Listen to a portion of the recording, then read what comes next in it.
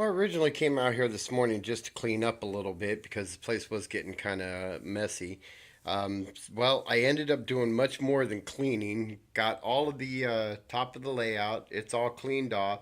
All the tools, extra supplies, everything's been taken off of it. There's nothing on there now but track and bridges, really, and buildings where they're kind of where they're going to be. And that's all that's on the entire layout now. So I got that all cleaned up. So, but in the process of doing that, I was running into problems of places to put things. So I reorganized everything underneath. This now is all just trains, different kinds of trains. I got some really big scale stuff back there. Got a battery operated Christmas train. Got that Athearn Iron Horse that's boxed up for right now because I got to do some work. Got HO trains. I got a little battery operated toy train I picked up at a yard sale for $1.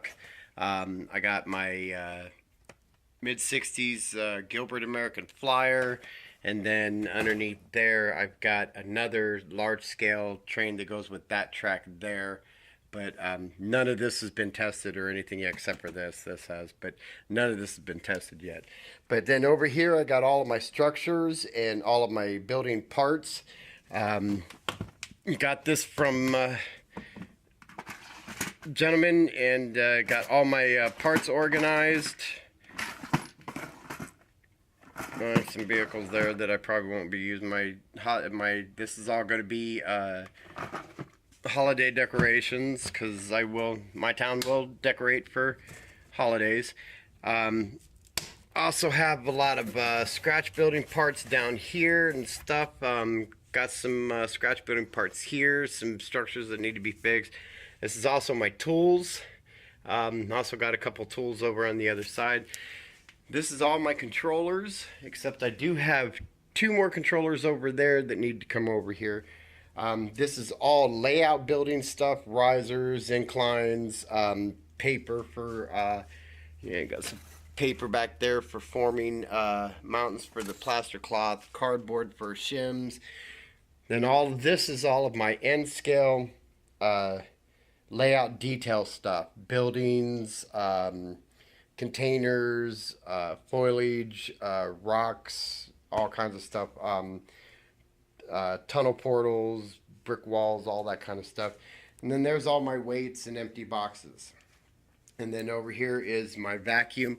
Somebody said, I think it was DJ from DJ's Trains, recommended that one of the biggest things of equipment that you can have in a train room is a shop vac. Well, I've got a regular shop vac over there. I've had it for years, works great.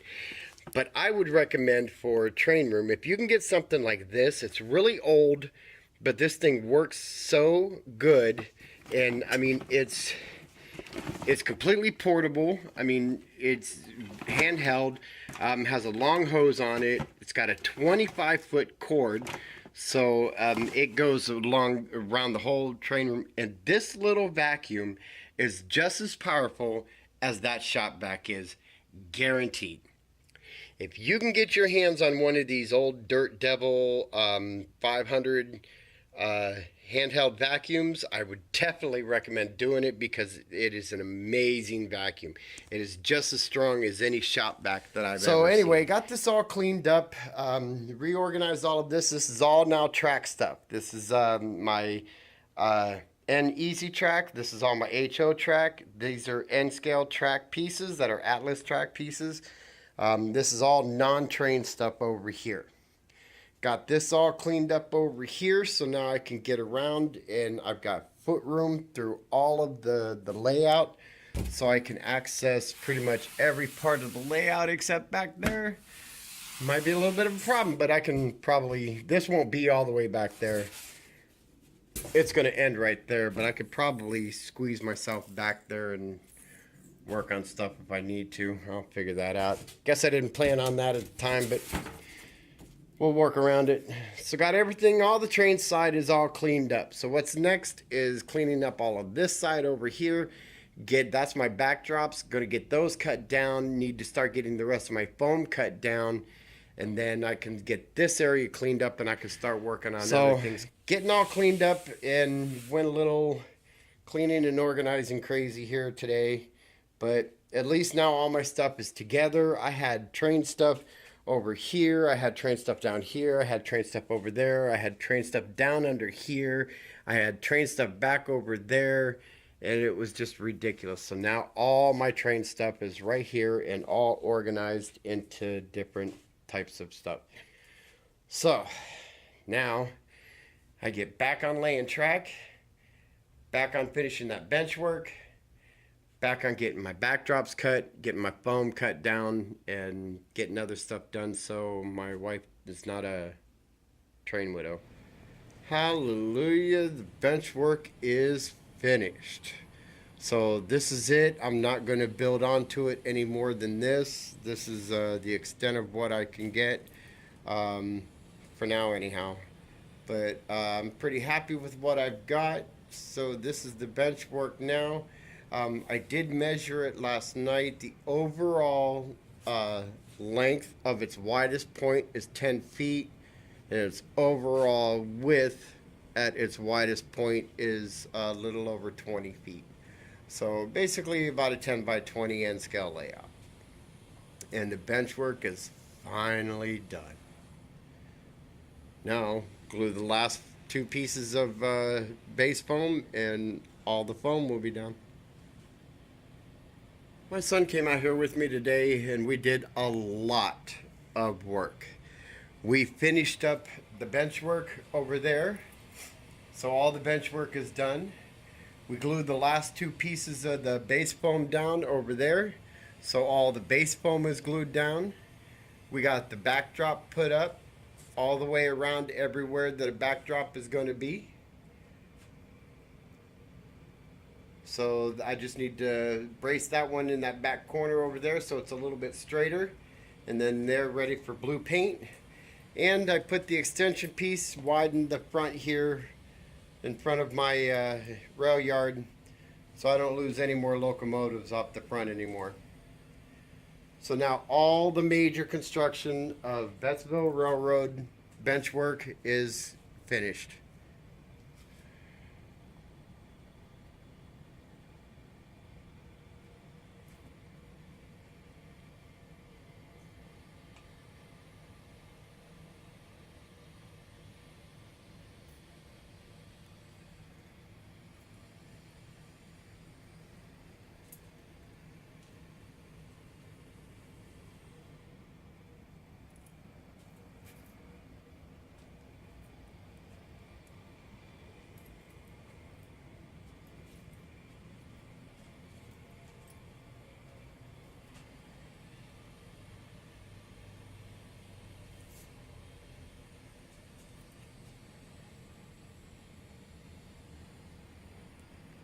I didn't put a backdrop back there because I have an idea to hide all that. But all my major construction is finally finished. It's all layout and terrain from here. I got the fourth and I believe final level glued on of the loop here where the military base is going to be located. And I could have gone up another level, but I do want some room for the military base. So if I'd have gone up another level to a fifth level with it, then I would have drastically reduced the size of area that I would be able to set up the military base in. So I just went ahead and went 4 levels. I mean, 4 levels, it's a pretty good height there, as you see on that. Let's see, 1, 2, 3, 4, that 5-story building right there. That's a 5-story building right there. So that's pretty good, I think. So it goes in there for to come around for the loop right here, and then it comes up and it's going to be level here, and then this will all be the military base. But the military base can only go to here, obviously, because there's a drop off there. So this was really all the space that I would have had from here to here, and then from here to here is all the space I have for the military base, so I didn't want to go too much more. So now I get another piece of foam, and I start working out here to where the farm's going to be. But also got my downtown area kind of set a little bit, just kind of placeholders there until I can see what, if that's where it's all going to be. All right, loop area is done. I mean, well, as far as all the gluing down and basic carving goes. I got the last section glued down. It is 4 layers thick, 3 layers higher than the rest of the layout, so 3 inches higher than everything else. So it's not as tall as I wanted, but like I said earlier, if I'd have made it a little any taller, then I would have to start giving up real estate for the base, and I kind of want a semi-large base, so I'm only going to go 3 levels up. But that's pretty good. I mean, it looks like a pretty good rise right there, so I think we're pretty decent. So just gonna let this sit overnight and let this dry. I've got the track run all the way through town, all the way through the downtown area, and coming up into the loop.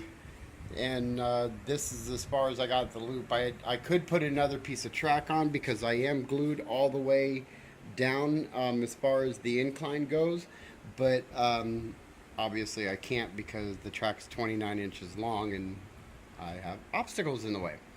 So this is the loop. It's pretty much done as far as gluing. So hopefully tomorrow I can come out here and go ahead and take all this stuff off and go ahead and get the base set up where it's all going to be and get it out of the middle of town.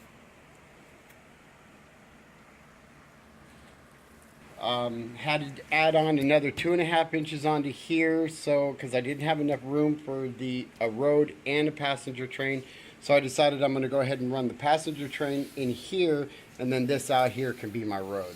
So that's plenty wide enough. 2.5 inches should be plenty wide enough for a 2-lane road. And as far as the inclines go, I have 1 inch thick foam, but I don't have 1 inch thick inclines. So what I did was I had a box of incline, I don't have it anymore, I use them all, but I had a box of incline decline starter sets. They were 2% grade, so they were 1/2 inch thick each. So what I did was I went ahead and layered them too tall all the way up to the next layer of foam. And then I added another 2 sets.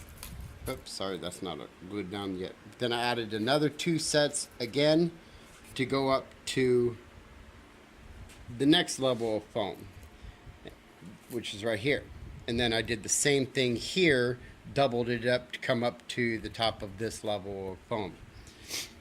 So that seemed to work pretty good. However, I did overlap this one a little bit, but I really think better off like I did on this one here. Let me move this a little bit. Yeah, right here. I left a little bit of a space between where I started the next one up and this one meets. I think that's a little bit better than overlapping it. I wouldn't recommend overlapping it. It's okay because I'm going to go over this with plaster cloth anyhow, but still, if you were just going landscaping or whatever over top of this, which I'm not sure why you would shape, but you know, who knows. I don't recommend overlapping it. I would bring it up a little bit and let this one bring the track up to this level and then be on this level for, I don't know, 1 inch or maybe, and then start climbing up because this didn't work out so good. But hey, learning process, right? So this is where we're at. Plus I had to get it all cleaned up. As you saw, it was all really a mess, so I got it all cleaned up because Betzville is having its first tourist tomorrow. So we're kind of looking forward to that. So we're getting presentable for guests. So this is where we're at.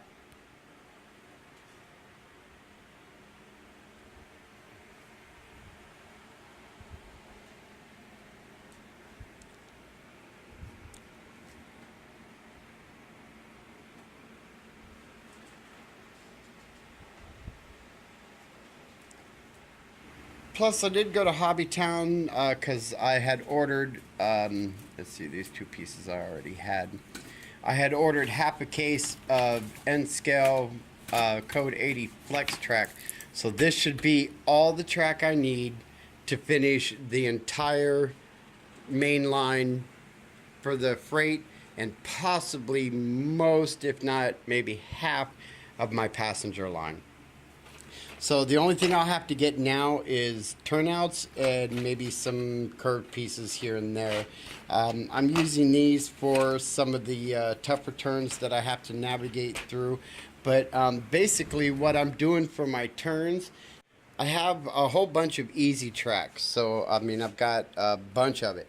So what I did was I took and I made one complete turn with it, and this is what I'm using as a template. I'm just going to glue and fiberglass this together, and this will remain permanent this way, and this will be my template. That's what I'm using for all my turns, so that I can get it to a decent radius. Because my Conrail, my SD70 Mac, will navigate this radius no problem. It does it smooth, doesn't no problem, and it's the longest locomotive I have, so, or longest wheelbase anyhow. So if my Conrail, my SD70, if it can navigate this turn, just about anything I have will be able to navigate the turn just fine. So that's what I'm using as a template. I do believe they're 24-inch radius. I think I'll have to double check that, but I'm not sure. It's just whatever the standard Bachmann Easy Track radius is. But it seems to be working pretty good. It's working out as a pretty good template. So I would definitely recommend, if you have some Easy Track available, or if you can grab a pack of them, because it only takes 1, 2, 3, 4, 5, 6. It takes one pack of the curve track to make a template that is perfect for your curves. So that's where we're at.